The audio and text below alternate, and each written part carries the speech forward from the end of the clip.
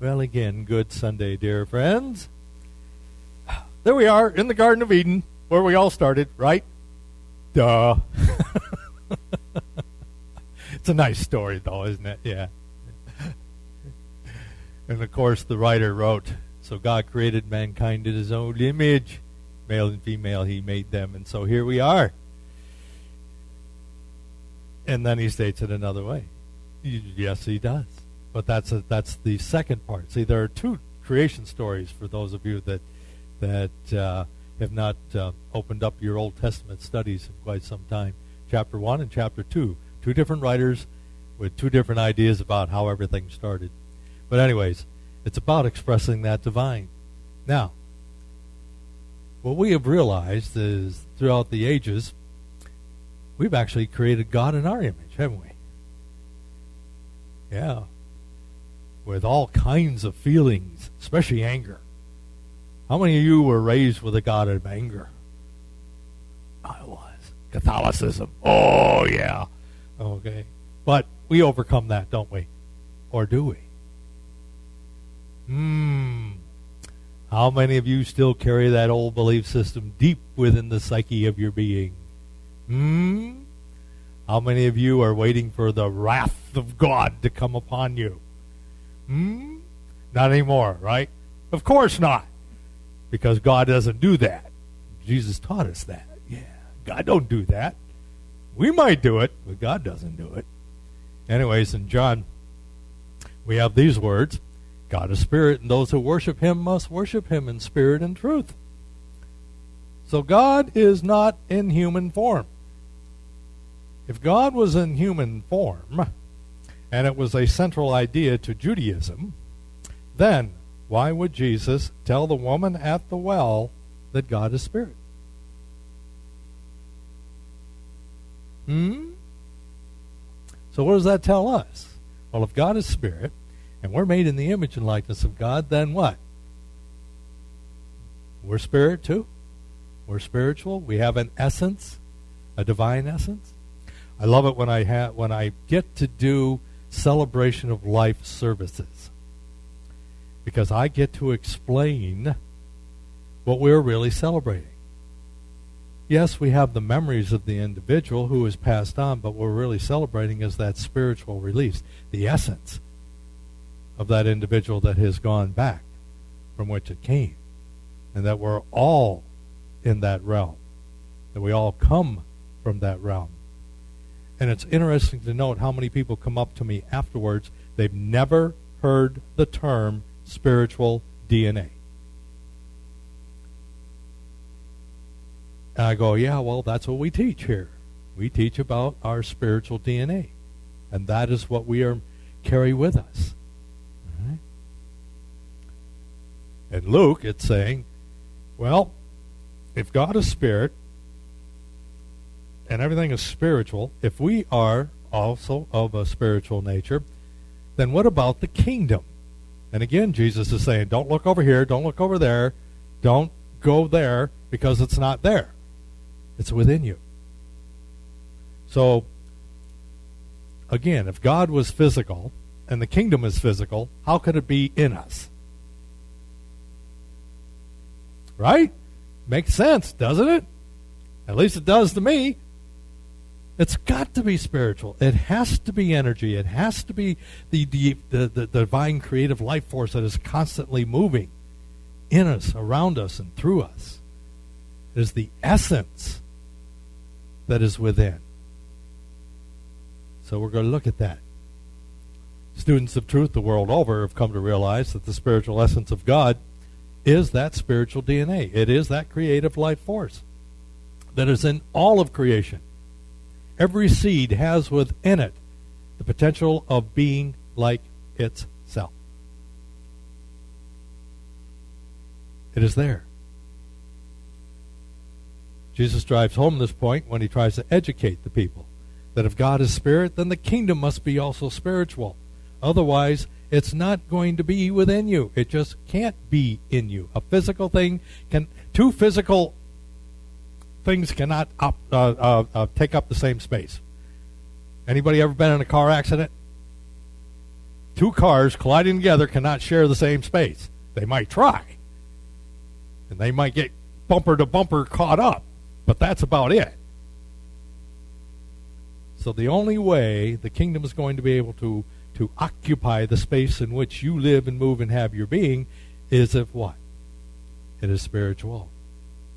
And it is in there. Already there. Already for you to use and do what you wish so that your life can be better. Today's daily word, I am the expression.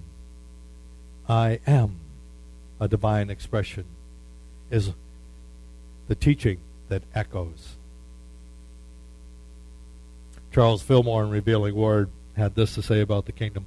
The kingdom within that Jesus taught about is where the consciousness resides. Our consciousness. It's our belief system. The human consciousness is accumulation of everything we have ever acquired. All information, all knowledge, all wisdom, all ideas, all concepts, everything that we've ever taken into our essence, that is resting there.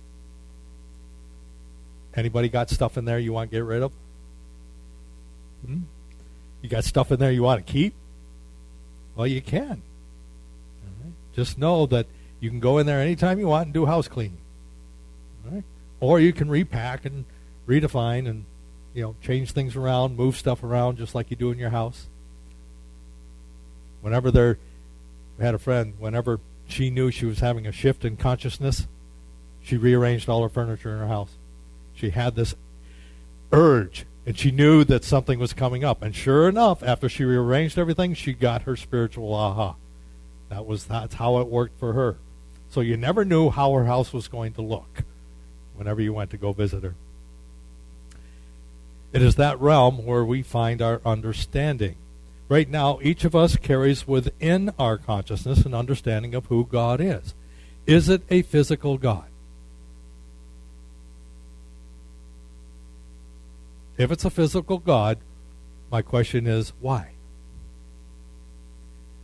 And usually the answer is, well, Reverend Chuck, I need a God with skin on. Okay. Well, what do you need a God with skin on for? What's that going to do for you? I got to know God's there. I can't get my head around the spiritual thing. Have you ever tried to get your head around the spiritual thing? Einstein did. Well, to a point. Because one of his famous quotes was, I want to know what's in the mind of God. He wanted to know what was going on. All right? So even he had this challenge of figuring out who God is and what God is. But he did know and acknowledge that God was a creative life force in the universe. That he did acknowledge. But yes, our human nature creates a human God. Because we, for some unknown reason, need a God with skin on. Why do you think since the beginning of dawn, when we first came out of the caves and out of the trees, that we created images? We wanted to see something. We wanted something physical that we could touch or pray to. That's still part of our makeup. And yet, every time we try to circumvent that, we run into challenges. I'm in the hospital. Chaplain comes in, and we have a great talk. But we're two different philosophies. And I understand that as a metaphysician, I can hold Katie in the highest, but I cannot do anything for her. Do you understand that? I can hold her in the highest.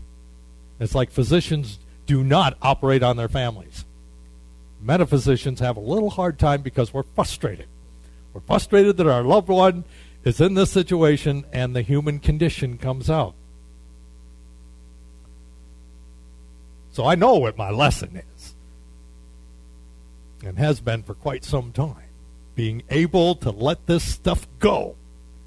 And thank you, Reverend Cassandra, for taking me through a non-attachment treatment yesterday. Okay? Being attached to outcomes. Well, if God is spirit and it's always in flux and it's always created, why do we attach ourselves to outcomes? And if all the ideas that we ever need or want or desire for ourselves are already within us, why do we keep searching out here? Why don't we trust that presence that is already within us? Why don't we trust what the master teachers have taught us? That all we need to do is go within. As I said last Sunday, our longest journey is the inner journey. Why don't we trust that? The kingdom of heaven is one of the many rooms that houses all the divine ideas. And when we access that, it becomes a perfect expression in our lives. So that kingdom of heaven is the realm in which all divine ideas reside, in one of many kingdoms, one of the many rooms. And we get to access it because it's where? Within us. And the kingdom of God is the realm of the Christ consciousness. That is where the I am, the spiritual DNA, the essence of God, God's image for humankind resides. It is the throne room, if you will. The Christ in you, your hope of glory, said Paul. When you see me, you see the Father. I'm in the Father, and the Father is in me. I of myself can do nothing. It is the Father within that does the work. It is the Father who sent me that does the work. It is the Christ within that does the work. I surrender all things to the Master Physician to move in and through me now, bringing complete and total healing. And that healing just might be a moment of peace.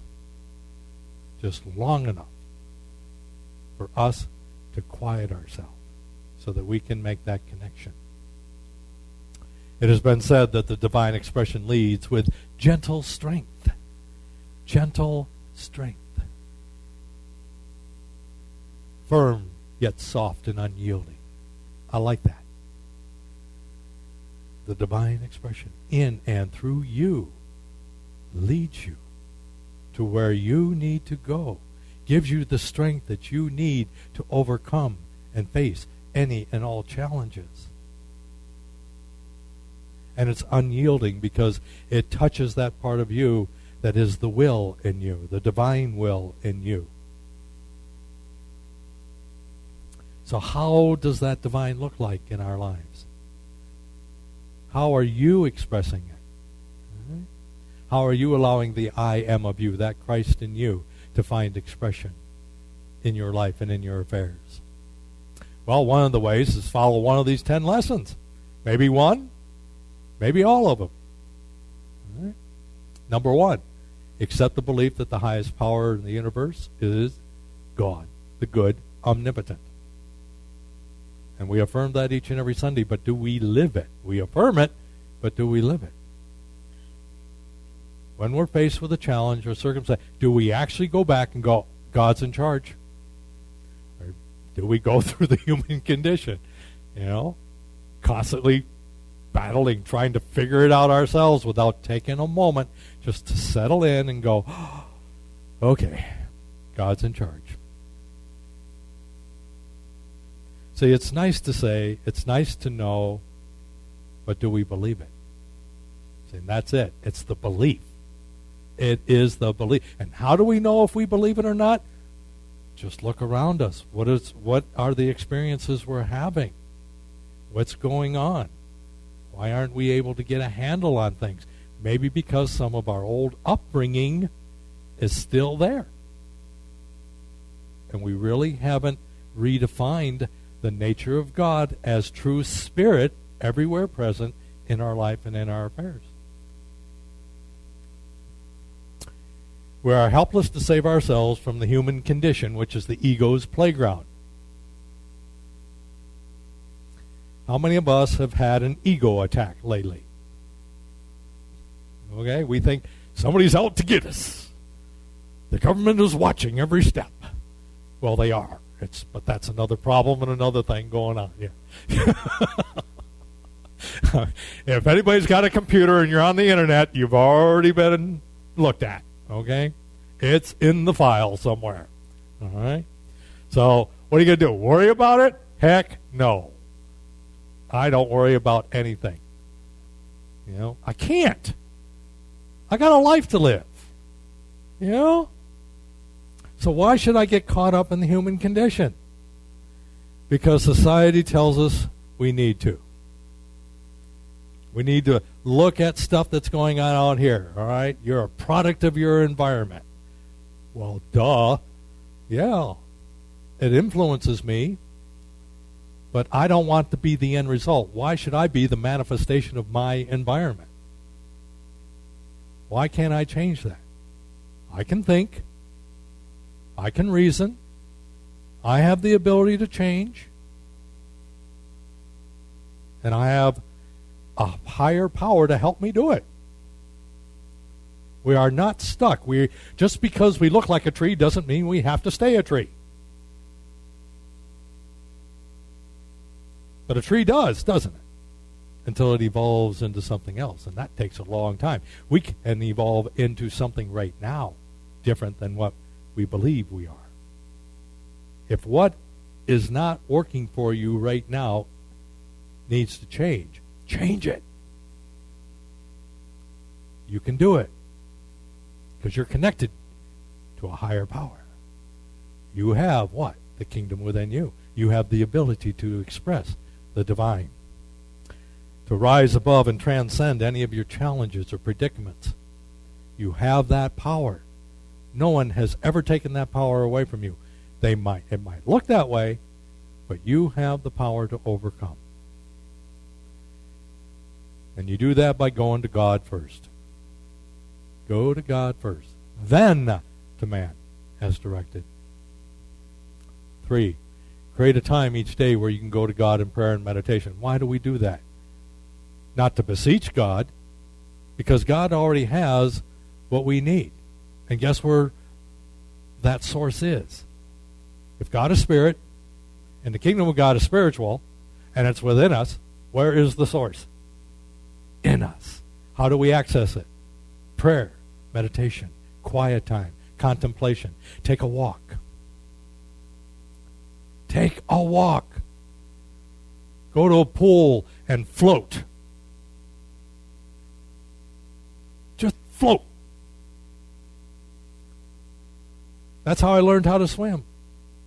My mother used to take me out in Lake Ontario and drop me. Yes, drop me. I grew up afraid of water. When I was 12 years old, our Boy Scout troop decided to go to the Catskills, where one of my buddies said, "I'll teach you how to swim." "Oh, no, you can't." Can't. No, I'm like a rock. I just dropped to the bottom. That's what I believed. I was a rock. I dropped to the bottom. All right? And he goes, "No, I'm going to teach you." I'm going, "Okay, all right." So I surrendered. I surrendered to a higher power, him. Had to. Okay? Because every time I surrendered my mom, she dropped me in water over my head. And I sunk. So I trusted him. And he taught me how to float. You relax. You do not fight the water. You do not resist the water. You lay in the water and let it support you. Once I was able to do that, it was just a matter of moving my arms and kicking my legs. How simple is that? Surrender. Trusting. It's a process. And that's what we do. Prayer and meditation will allow you to surrender, to relax, to float upon the human condition. You don't have to drop into it. You can float. And prayer and meditation will help you. 4. Oh, watch this, folks. Judging. Not that we're not going to judge, but make sure it's a righteous judgment, which means if you are judging someone or something, ask yourself, why? Why am I judging this? You might have a good reason. There's nothing wrong with that, because we have the capacity to think, to reason, to discern. And really it's the discernment process that's important here. Not that you're judging, but that you're taking the information and you're discerning it. You're trying to figure out, what is it about my thinking around this situation, circumstance, or person is causing me to do so? What is it? Is it a healthy form of judgment where it's going to enhance my life and maybe bring about a change that'll be positive for everyone? Or is there malicious thoughts wandering around in the consciousness of my realm? Do I want to hurt them or see them hurt? As the song goes, I pray for you that a flower pot drops on your head, that the brakes go out on your car. Anybody listen to that country song? I had to pull over. I was laughing so hard. So I'll have to play it for you sometime for those of you that it's about a breakup, Oh, boy. Anyways, the law of causation will bring those thoughts back to roost. That's the law. So be careful how you judge and by the means you judge. There's nothing wrong in making a judgment as long as the discernment process is part of it. And that is, you're asking it, what is the highest and best for all concerned in this? How do I express the divine in this situation? How do I allow it to come through me as an okay experience? 5, each day give thanks for what you do have by keeping focused that God is the source. Yeah, we all desire things. We all want stuff to change. Katie wants one thing. I want another thing. We're trying to be on the same page. All right? Stay focused. And the only way we're going to stay focused is know that God's in charge. Regardless of what the human condition is doing right now and how we're involved in it, ultimately, God is in charge. And that is where we have to maintain our focus. Is that divine order will prevail here. We will receive what we need from this experience. 6, treat everyone you meet as one of God's children. Love them regardless of race, creed, or status, or how they have treated you. Forgiveness. Forgiveness. Forgiveness. If you are hurt by anyone, forgive quickly as you can so that you too may be forgiven. Because, again, this goes back to the law of causation. Anything you hold in consciousness, anything that you hang on to, you're wanting more of.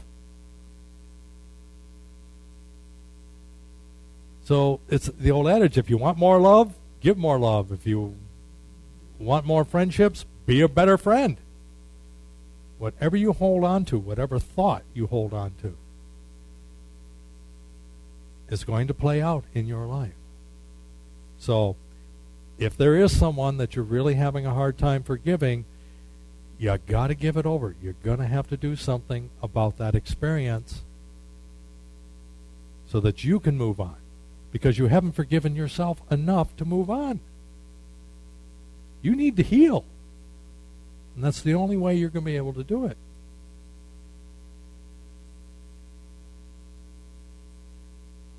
8, take control of your life. No one else can. And again, it's ultimately up to you. Your thoughts are your thoughts. And those thoughts do become manifestations in your life. Not the fleeting ones, but the ones that you're constantly holding on to, because they're tied to that manifestation process, the creative process. And so we must look at what's going on in our consciousness. And are we accessing the kingdom of heaven, or are we accessing the realm of ego and the human condition? What are we doing? All right? And then live each day expressing your faith that all things are possible. Yes, it is possible. Now, you might have to do some things that maybe you don't want to do. How many of you love confrontation? You just love getting in other people's faces. No! But believe me, I watched Katie with this particular doctor. And, of course, he was all that. Okay? Yesterday he comes back and he goes, I understand you're a supervisor with the county of Kern. His whole demeanor had changed after she got on him. He treated her totally different once he realized that she knew what she was talking about and that he'd better get his act together. All right? So, yeah, when it's just amazing when you sometimes have to do what you don't like doing, but you have to do it for your own well-being. And this goes not only physical, but spiritual, too. There are times, I don't want to do that. I hate meditation. I can't meditate. Yes, you can. Yes, you and you've done it. Only you don't know you've done it. It's those little moments in time when your mind has been totally free. No thoughts, no nothing. You're staring off in space.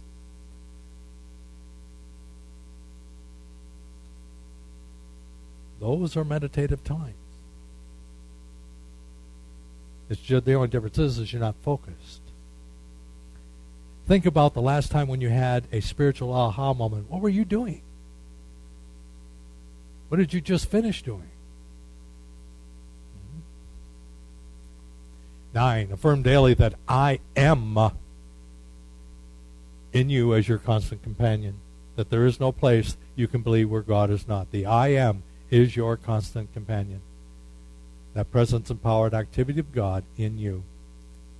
And 10, give thanks each day for the lessons you have learned, because they are opportunities for you to grow, opportunities for you to gather new information and then apply it in your life and in your affairs differently than what you've done before.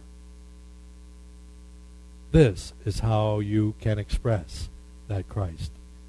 Continue to seek the truth and the wisdom that is yours, because it is yours by divine right. It is yours. Why? Because the kingdom is within you. And because you have everything you already need within you, there is no reason we cannot express the divine in our life and in our affairs. Putting these activities to work in your life will help you to truly express, so that you can affirm in faith the affirmation, I embrace the truth of who I am and live this truth every day. I am an expression of spirit contributing to a world of divine creation. Try it. You'll like it. God bless you, dear friends.